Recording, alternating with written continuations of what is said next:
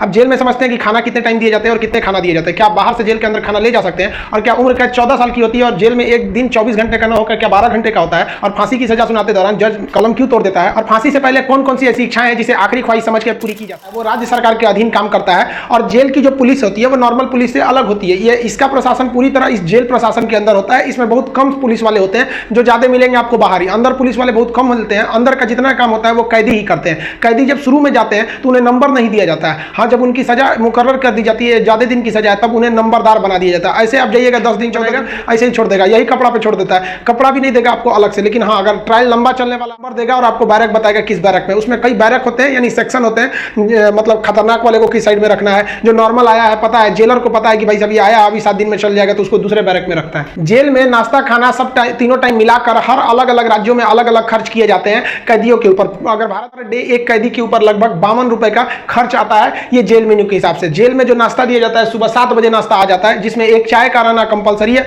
चाय के अलावा आपको कभी चना दिया जाएगा, कभी परोटी, ब्रेड, बिस्किट वगैरह दे सकता है या दलिया दे सकता है। ये सब बिस्किट वगैरह ये अंदर ही बनता है जेल के, काफी अच्छा होते हैं सब। नाश्ता तो कम से कम ठीक देते हैं। सर का लंच 11 से 12 बजे तक आ जाता है। लंच में अगर आप देखेंगे तो रोटी चाट हो रहेगी और आपको थोड़ा सा चावल और दाल दिया जाएगा। सब्जी कोई भी मौसमी सब्जी हो सकती है। दाल इतना रहेगा कि वो पानी की तरह पतला रहेगा दाल। आपको इसमें एकदम हल्का खाना दिया जाता है। रात का खाना खाने के समय सेम रहता है, बट रात के वक्त में चावल आपको नहीं दिया जाता है। रोटी जो दे देते हैं, चावल नहीं दिया जाएगा। दाल और सब्जी नॉर्मल टाइप की सब्जी रहती है, जिससे खा के आप बीमार न पड़े। रात का खाना जो है ना वो शाम 5 बजे रेडी हो जाता है। आपका मन उसी टाइम खाइए, उससे मतलब नहीं है, वो वहीं दे देगा। रात में खाइएगा तो आपको कोई गर्म करके देने वाला नहीं है, क्योंकि कैदी ही इस खाने को बनाए रहते हैं। इस खाने को जानबूझ के इतना हल्का रखा जाता है, तेल नमक चीज नहीं रखा जाता है, मतलब एकदम सादा दिया जाता है ताकि आप बीमार ना पड़े। क्योंकि जेल के अंदर जो हॉस्पिटल होता है बहुत नॉर्मल होता है, थोड़ी बड़ी चीज का इलाज हो सकता है। खाना सूट कर जाता है, आते हैं दुबला पतला मोटा के चले जाते हैं कई कैदी यहाँ से। देखिए, जेल के अंदर उसका अपना कैंटीन जरूरत की चीजों को खरीद सकते हैं। जैसे मान लीजिए किसी को एक्स्ट्रा खाना खरीदना है तो वो एक्स्ट्रा ले सकता है। उसे लिखवाना पड़ेगा कि भाई जेलर साहब से कि भैया हमको इतना में पेट नहीं भर रहा, हमको 12 को रोटी दीजिए, तो उसको दे देगा, खाना एक्स्ट्रा दे सकता है। आप चाहते हैं कि बाहर से मंगवा दे, घर से खाना मंगा दे, तो इसके लिए भी लिखवा के मंगाना पड़ेगा। लेकिन ये क्या होता है कि आपको बार बार अलाउ नहीं किया जाएगा। खाना आएगा तो वो भी चेक किया जाता है, बार बार अलाउ नहीं करेगा। हाँ, लेकिन घर से जो मिलने जाते हैं लोग, अचार सलाद उलाद का सामान दे देते हैं, क्योंकि आपको जब चटनी अचार ये सब वहां पे नहीं मिलता है। वहां जब जाइएगा तो आपको बर्तन वर्तन खरीदना पड़ेगा। प्लास्टिक के चम्मच वगैरह रहते हैं सब, नहीं तो ऐसे दे देगा स्टील का, तो घोप घाप देगा सब अपने में। सब वहां छाटले पहुंचता है सब। वहां की कैंटीन से आप खरीद सकते हैं। आपके पास पैसे रहने चाहिए और आपकी फैमिली से भी जो सामान आता है आप उस सामान को रख सकते हैं। देखिए, जब आप जेल में जाते हैं तो जेन्युइन आप कुछ पैसे लेके जाते हैं, और अगर लंबे दिन तक रह गए तो जो आपसे मिलने जाता है वो भी पैसे आपको दे देता है। लेकिन इस पैसे का मिसयूज हो सकता है। जो आपसे सीनियर कैदी हैं सब ना, जो मरखा टाइप का छीन लेंगे सब पैसा। तो इसको बचने के लिए क्या किया गया है कि जो जेल है, जेल का अपनी करेंसी होती है। ये भारत सरकार वाला रुपया आरबीआई वाला नहीं चलता है, वहां कूपन चलता है। ये कूपन जो होते हैं, आपके पैसे को कूपन में बदल दिया जाता है। तो आपकी करेंसी कूपन में बदल दी जाएगी और आप 2000 रुपए का ही कूपन रख सकते हैं। वो कूपन आपको 2 रुपए का मिलेगा, 5 रुपया, 10 रुपया, 20 रुपए का, इसी टाइप का कूपन मिलेगा। एक्सपोर्ट किया जाता है कि भाई आप ही के नंबर का ये रहेगा, आप ही के नाम का, तो दूसरा कोई इसको चला नहीं सकता है कैंटीन में ले जाकर। इसलिए इससे आप आराम से बच सकते हैं। ये रखेगा तो कोई भी चला सकता है। अब 2000 से ज्यादा आप नहीं रख सकते हैं कैश। अगर कैश पकड़ा गया तो जब्त कर लिया जाता है और आपकी सजा भी बढ़ा दी जाती है। हालांकि बहुत से पहुंचने जो जान पहचान वाले कैदी होते हैं सब सीनियर, बहुत व्यवहार बना लेते हैं सब, अंदर बहुत सारी सुविधाएं ले जाते हैं सब। मोबाइल अलाउ नहीं है, फिर भी अंदर मोबाइल मिल जाता है। जेल में आप जाके मिल भी सकते हैं, आप परिजन है तो भी मिल सकते हैं, आप उसके मान लीजिए दोस्त यार कुछ भी आप जाके मिल सकते हैं। मिलने के लिए आपको 2-3 चीजें चाहिए। आपको पहले उस कैदी का नाम पता होना चाहिए, पिता का नाम और किस जेल नंबर में है। फॉर्म भर देंगे तो आपको नंबर वेट नहीं करना पड़ेगा। नहीं तो वहां जाइएगा तो ऑफलाइन में 15 रुपए का पर्ची कटाइएगा तो 3-3 घंटा तो पहले आप ही को लाएंगे और तब आपको मिलाएगा। आप ऐसे बाहर खड़े रहेंगे तो उसमें घुसा दिया जाता है। वो अंदर रहते हैं, आप बाहर रहते हैं। यहाँ बात कर सकते हैं, यहाँ सीसीटीवी रिकॉर्डिंग वगैरह नहीं होता है। यहाँ आप सामान भी दे सकते हैं। बाहर के जो सिपाही खड़े रहते हैं कि अंदर जाके उस कैदी को दे दीजिएगा, ये सामान चेक करेंगे, अच्छा ठीक ठाक रहेगा तो दे देंगे, अगर इलीगल रहेगा तो ये लोग नहीं देते हैं और आपकी सजा को बढ़ा देते हैं। तो आप मिल सकते हैं। मिलने का टाइम 10 बजे से 3 बजे तक होता है। उसके 3 बजे के बाद जाएंगे तो मिलने नहीं देगा, 10 बजे से पहले जाएंगे तो नहीं मिलने देगा। आप वहां जाए कि अगर किसी से मिलने जाते हैं, देखिए कई बार ऐसा भी होता है कि फर्जी एफआईआर में किसी को फंसा दिया जाता है, वो भी बता देंगे कि फंसा तो कैसे आपके नाम को हटाया जा सकता है। और बहुत से स्टूडेंट्स को इस बात का डर रहता है कि जब वो तैयारी कर रहे होते हैं तो उनका पड़ोसी वाला उल्टा सीधा केस में फंसा देता है, एफआईआर करा देता है, तो टेंशन में आ जाते हैं कि मेरी नौकरी चली जाएगी। अरे भाई हम गारंटी देते हैं नहीं नौकरी जाने देंगे। अब उसको भी वीडियो में समझा देंगे कि कैसे आपके ऊपर एफआईआर हो गया है तो उसे कैसे कटवा सकते हैं। और आप स्टूडेंट हैं, आपका एफआईआर हो गया, नाम चला गया, फिर भी आपका जॉब होगा, गारंटी बोलते हैं कि होगा। अब बहुत से लड़कों का ऐसा कराए भी हैं और नियम है, हम अपने घर से कराए, नियम है, बस आप नहीं जानते वो अलग बात है। तो आप उन लोग के लिए गिफ्ट वगैरह लेते जाइएगा। गिफ्ट मतलब क्या चीज, खाने पीने का अचार ले लीजिएगा, थोड़ा सा घी वगैरह ले लीजिएगा ताकि अंदर अच्छा खाना नहीं रहता है, अंदर जाके आदमी उब जाता है। और गुटखा वगैरह नहीं ले जा सकते क्योंकि अंदर जो सफाई का काम होता है वो कैदियों को ही करना रहता है। गुटखा दे देंगे तो खा के थूक देगा। पहुंच वाले सब गुटखा खाते हैं, सब सिगरेट अलाउ है, ये सब चीजें अलाउ है, बस गंदगी वाला चीज नहीं। हम तो कहते हैं भाई जब हर चीज अंदर अलाउ है, बस आपका पहुंच होना चाहिए। अगर आपके जेल और बाहर में में कोई खास फर्क नहीं समझ में आएगा। ऐसे नॉर्मल वालों के लिए सारे नियम कानून है। अब मिलने का मतलब ये नहीं कि डेली डेली मिलने जा रहे हैं, हफ्ते में आपको 3 बार ही मिलने दिया जाएगा, और बड़ा अपराधी है तो 2 बार, कई को तो हफ्ता में 1 बार अलाउ करता है। अब कुछ ऐसे भी अपराधी रहते हैं बहुत खतरनाक, उनको अलाउ नहीं करता मिलने, तो से जाके मिल सकते हैं। 15 से 20 रुपए की आपको रसीद लगेगी मिलने के लिए। जेल के अंदर स्टडी रूम होता है, वहां जाके आप आराम से पढ़ाई कर सकते हैं। लाइब्रेरी तो इतना अच्छा होता है कि उतना अच्छा इसे आपको नॉर्मल लाइब्रेरी नहीं मिलेगी। आप वहां से अंदर जाके पढ़ाई भी कर सकते हैं। इग्नू से आपको सर्टिफिकेट दे दिया जाएगा, आपका एग्जाम वगैरह भी होगा, आप वहां से पढ़ाई कर सकते हैं। जो आप बाहर में पढ़ाई नहीं किया मार काट करके अंदर जाएगा, लेकिन हाँ उसमें पढ़ते हुए भी देखे हैं। जेल के अंदर हर एक कैदी को खुद ही काम करना होता है, क्योंकि अंदर सिपाही कम रहते हैं, मार धार करिएगा, खूब पिटा जाइएगा ना तो आके छोड़ा देंगे सब।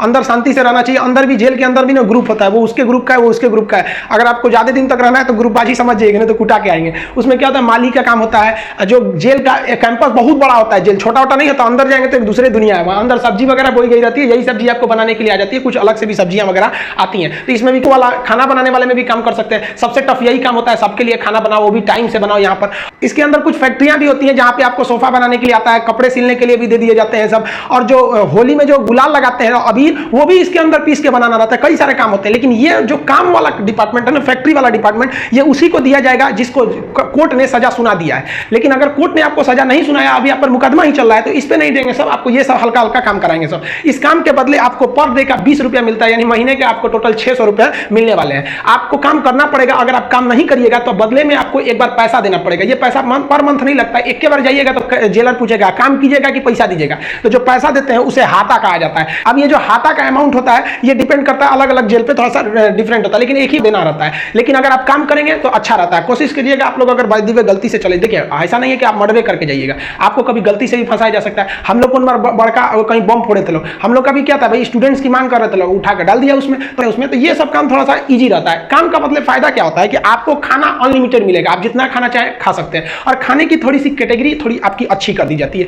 अगर आप काम नहीं कीजिएगा तो आपको खाना गिन के मिले, 4 रोटी 6 रोटी, इससे ज्यादा नहीं मिलेगा, चाहिए तो लिखवाइए वगैरह। तो काम करने वालों को कुछ अच्छा फैसिलिटी दी जाती है। देखिए कई लोग को लगता है कि जेल में ना जो एक दिन होता है वो 12 घंटे का होता है, ऐसा नहीं है। पहले अंग्रेजों के समय होता होगा ये, लेकिन अभी के समय में जो जेल का कानून है वो एक, जैसे आपके लिए 24 घंटे का एक दिन होता है, वैसे जेल में भी होता है। 10 साल की सजा हुई तो 5 साल में आ जाएगा, ऐसा फिल्मों में भी होता था पहले का ही तब। लेकिन अभी के समय में अगर आपको 10 साल की सजा हुई तो 10 साल बाद निकलेंगे, यानी आपके लिए भी दिन जो है वो 24 घंटे का ही है।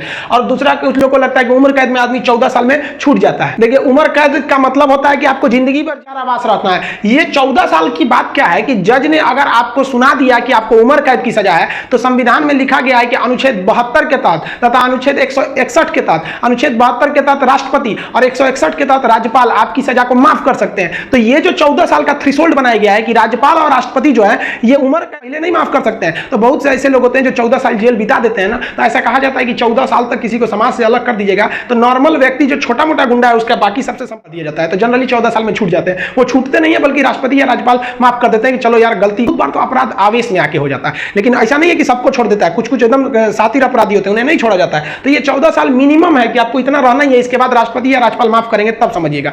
अब एक चीज देखेंगे कि जब जज जो होता है जब फांसी की सजा सुनाता है तो 2 चीजें इस पे ध्यान दीजिएगा। फांसी की सजा सुनाने के बाद वो स्याही को, कलम को तोड़ देता है। वो इस बात का संकेत है कि अब हम आपके ये जो फांसी की सजा सुना दिए ना, हम जज होने के बावजूद भी अब इसमें कुछ बदलाव नहीं कर सकते, यानी ये कलम अब मेरी किसी काम की नहीं रहेगी, क्योंकि हम ये कलम रहने के बावजूद आपकी सजा में अब कुछ चेंजिंग नहीं कर सकते। इसलिए जज को बड़ा सोच समझ के फांसी की सजा सुनानी पड़ती है। ये तोड़ने की प्रक्रिया एक संकेत है, ऐसा नहीं है कि उसमें तो दूसरा कलम से नहीं लिख देगा, ये केवल एक दिखाने के लिए संकेत होता है। कैसे दुल्हा जाता है तो पर्चा है उसका, वैसे एक तरह से समझिए तो ये। और इस पे लिखा जाता है टू हैंग टिल डेथ, लटकाओ तब तक जब तक मर न जाए, क्योंकि इतिहास में एक बार घटना हुई थी, एक दिया था कि इस अपराधी को फांसी पर लटका दिया जाए। अब जब उसे लटकाया गया तो कहा जाता है कि वकील जो था वहां पे ऑब्जेक्शन कर दिया कि लटका दिए अब हटा दीजिए, क्योंकि आपने ये कहा है कि लटकाया जाए तब तक जब तक ये मर न जाए। अब तो लटकाने का फैसला दिया था, फांसी पर लटक गया, आप जल्दी उतारिए। इस तरह की कई सारे पहले के मिथ हैं। अब इसके 100% सत्यता की हम गारंटी नहीं लेते हैं। टिल डेथ, तब तक लटकाइए जब तक ससुरा मर नहीं जाता है। तो फांसी की जब सजा दी जाती है तो जल्लाद जब सजा दे देता है तो वहां एक मजिस्ट्रेट रहते हैं, एक डॉक्टर रहता है और जेल सुपरिटेंडेंट रहता है। फांसी पे लटके ही रहिएगा, डॉक्टर चेक करेगा, ससुरा अभी बचा है, छोड़ दो, अभी 10 मिनट और छोड़ दो।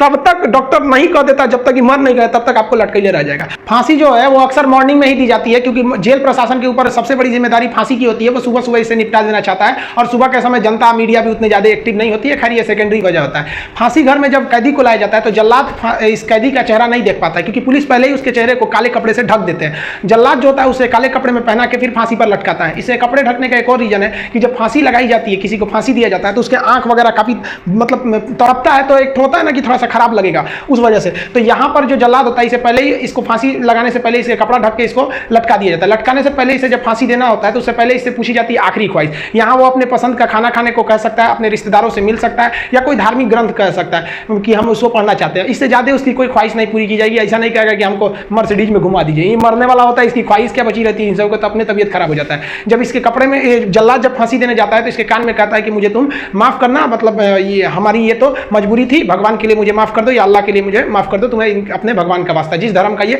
अपराधी है। क्योंकि भाई इसमें ये जो जल्लाद का इसका क्या दिक्कत है, इसको तो जज ने जो आदेश दिया वो इसको पालन करना है। फांसी के बाद इसके जो बॉडी होती है वो पोस्टमार्टम के लिए भेज दिया जाता है, फिर घर वालों को दे दिया जाता है। हम क्या है उस धर्म के हिसाब से इनका अंतिम संस्कार आप कर लीजिए। आई होप आप जेल मेनू समझ गए होंगे। नेक्स्ट वीडियो में बता देंगे कि फर्जी FIR से कैसे बचा जा सकता है। मिलेंगे नेक्स्ट वीडियो में।